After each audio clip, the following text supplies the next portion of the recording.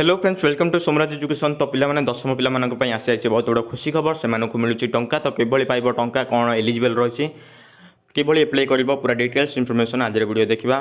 तो चलते video start करवा ता पूर्व जो मैंने आम चैनल को यही पर्यंत मत सब्सक्राइब करना से सब्सक्राइब करदे तुम सांगे शेयर करदे जो वीडियो पसंद लगी तार लाइक गोटे करदे। तो चलते डिटेल्स देखा। तो देखिए तुम स्क्रीन देखिए राज्य गत मार्च 6 तारिख शेष हो सारी तुम दशम बोर्ड परीक्षा।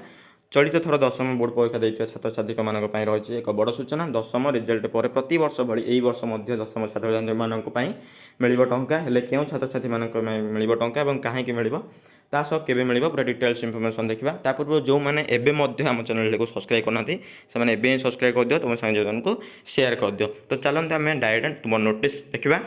तो देख तुम नोटिस आसी ओडिशा सरकार विद्यालय गणशिक्षा विभाग यहाँ तुम यही वर्ष चलित वर्ष नुहे तुम 2024 किंतु यही वर्ष तुम 2025 नोटिस आसो तुमको टंका मिल। तो क्यों टंका मिल ना तुमको मुख्यमंत्री ओडिया भाषावृत्ति निमंते टंका प्रदान कर तो तांके देवे तुम मुख्यमंत्री देवे ओडिया भाषावृत्ति टंका मिल।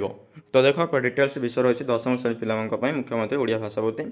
तो एथर एलिजिबल कौन ना ओडिया माध्यम विद्यालय पढ़ुवा ओडिया भाषार सफलता सहित उत्तीर्ण होता छात्र छात्री निमंते स्वतंत्र भाषावृत्ति व्यवस्था थिला। परिवर्तित परिस्थिति राज्य सरकार यार गुरुत्व को उपलब्ध कर परिवर्तन करने चिंता कले और तदनुसार यह मुख्यमंत्री ओडिया भाषावृत्ति रूपे नामकरण करागला। यार स्वतंत्र वृत्ति प्रदान करने सरकार निष्पत्ति ग्रहण कर।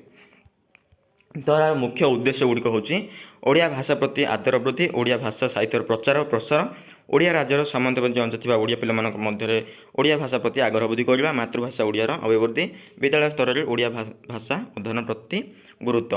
तो यह क्यों क्यों पिला मिल के जन पिला मिल तो डिटेल्स देखा केते हजार टंका पैसा मिल। तो देखिए तुम ओडिशा माध्यमिक शिक्षा परिषद द्वारा परिचालित वार्षिक हाईस्कूल सर्टिफिकेट परीक्षा रे मातृभाषा ओडिया अधिक नंबर रखिया छात्र छात्री योग्य विवेचित हम।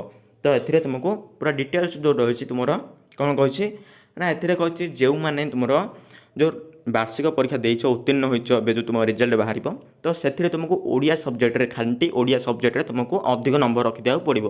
तुम टोटाल रही मार्क से किसी ना तुमको ओडिया सब्जेक्ट तुम जो खाली ओडिया जो सब्जेक्ट रही एमएलए तो से तुमको अधिक नंबर रखिदा पड़ो से तुमको अधिक नंबर रखिदा पड़ो।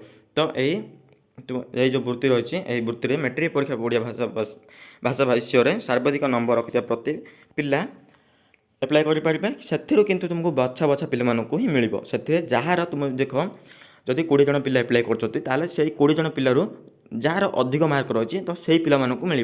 तो किभली मिल ना तुम देखिए ब्लॉक पौर निगम अंचल तुमको 20 जन पिला मिल से तुम म्यूनिसिपालिटी 10 जन पिला मिल से तुम विज्ञापित अंचल परिषद में 5 जन पिला को ही दिज्व।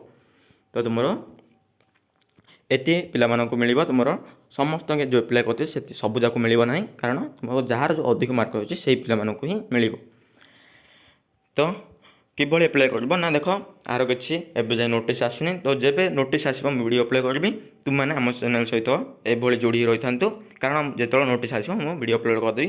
तो वीडियो अपलोड कलापर तुम देख एप्लाई कर तुम टंका आण।